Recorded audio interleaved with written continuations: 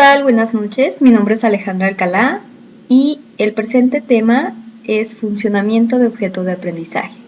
En este tema se van a tratar varios puntos, el cual vamos a comenzar explicando la estructura de lo que es el objeto de aprendizaje, sus principales características, lo que ya es un objeto de aprendizaje como tal aplicado a una materia, el cual sabemos que se puede diversificar a diferentes contextos, y cerraremos con algunos ejemplos a nivel de escala para poder tener una idea más gráfica de lo que es un objeto de aprendizaje. Bien, comenzaremos por la parte de la estructura. Tenemos que en la estructura está el objetivo, la parte introductoria, los contenidos teóricos, de qué tema voy a tratar, los cuestionarios o preguntas, qué le voy a preguntar al alumno después de que vi el tema que le expliqué, las conclusiones y por último las referencias bibliográficas.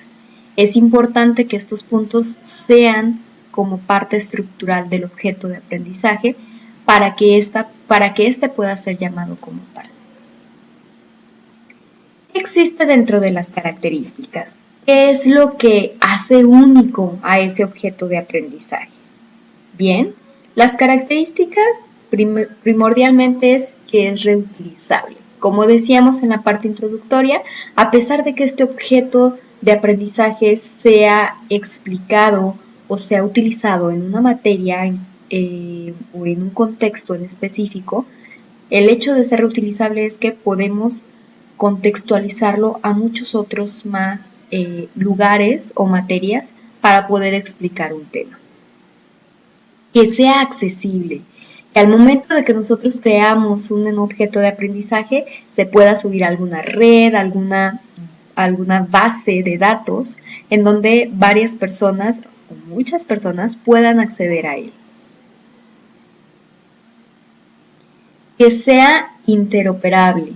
¿Qué quiere decir esto? Que de alguna manera el objeto de aprendizaje sea funcional por sí mismo, que todo lo que sea necesario para que éste sirva, lo tenga dentro del mismo. Que sea portable, lo que decíamos, ¿no? Si yo coloco mi objeto de aprendizaje a lo mejor en un CD y no todas las computadoras tienen ya una entrada para CD, va a ser complicado que mi objeto de aprendizaje sea portable. Entonces, es súper importante saber a qué red o de qué manera mi objeto de aprendizaje va a poder interaccionar o va a poder llegar a los demás. Y por último, que sea durable. Al momento de yo crear un objeto de aprendizaje es importante tener en cuenta que los contenidos no tengan una fecha de caducidad, por así llamarle, pronta, sino que esta información y esto que yo haya creado tenga una durabilidad necesaria para que se utilice por bastante tiempo. ¿Qué es como tal un objeto de aprendizaje? ¿O qué ejemplo vamos a poner? Bueno, en primer punto tenemos un objetivo, en este caso es conocer las áreas del sistema nervioso central. Abordando la introducción, vamos a hablar, pues el material ayudará al estudiante a reconocer las diferentes áreas básicas del sistema nervioso central con sus diferentes funciones. En el contenido, obviamente vamos a abordar lo que ya son algunas imágenes, nombres de las principales partes del sistema nervioso central, así como sus principales funciones. En los ejercicios, el objeto de aprendizaje tendría las mismas imágenes que pusimos en el contenido, pero ahora sin nombre y sin funciones. ¿Para qué? Para que el estudiante pueda de alguna manera rellenar y ejercitar lo aprendido. Ya por último, pues vamos a poner conclusiones. ¿Te ayudó el uso del material utilizado? Se le preguntaría al estudiante, y las referencias poniendo y colocando lo que son los autores principales que utilizamos para realizar nuestro objeto de aprendizaje.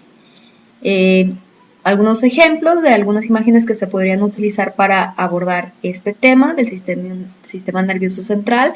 Si se fijan, tenemos una primera imagen, la cual nos habla de manera generalizada lo que es el sistema nervioso central, y después abordaríamos imágenes específicas de cada una de las partes en las que se subdivide ese sistema nervioso central, así como las principales funciones que tiene cada una de las áreas.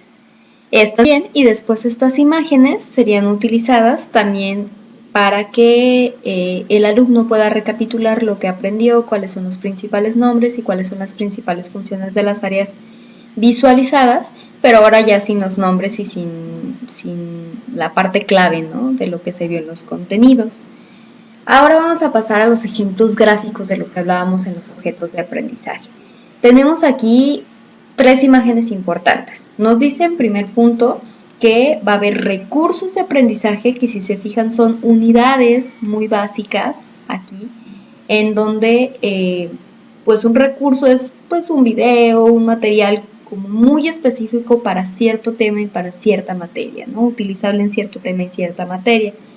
Están los objetos de información, que ya tienen unificados mayores recursos de aprendizaje, pero si se fijan en el tercer punto tenemos ya lo que es el objeto de aprendizaje, que es la unión un poquito más compleja de ciertos contenidos, como lo veníamos diciendo hace rato, ¿no?, que ya tengan que tenga una estructura, que tenga objetivo, que tenga introducción, contenidos, ejercicios, conclusiones y una bibliografía, donde el alumno no nada más pueda conocer cosas, sino también a través de la misma utilización del objeto de aprendizaje pueda aprender y poner en práctica eso que él acaba de aprender. Otra visualización, pues lo tenemos aquí. Si vemos las categorías, partimos de lo que es la categoría como más general. Vemos aquí la de catálogo, por ejemplo. El catálogo nos dirige a un producto y el producto ya hace categorías más específicas de nombre, descripción e imagen.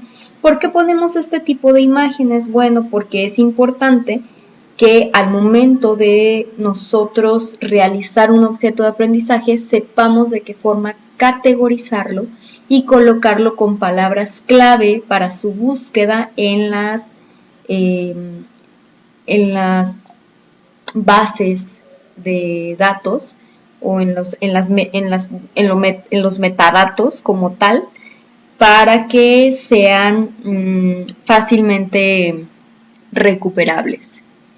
Y pues ya por último tenemos esta última imagen. Si se fijan, aquí vemos la complejidad que puede llegar a darse en toda esta parte de los materiales que podemos llegar a utilizar para las materias.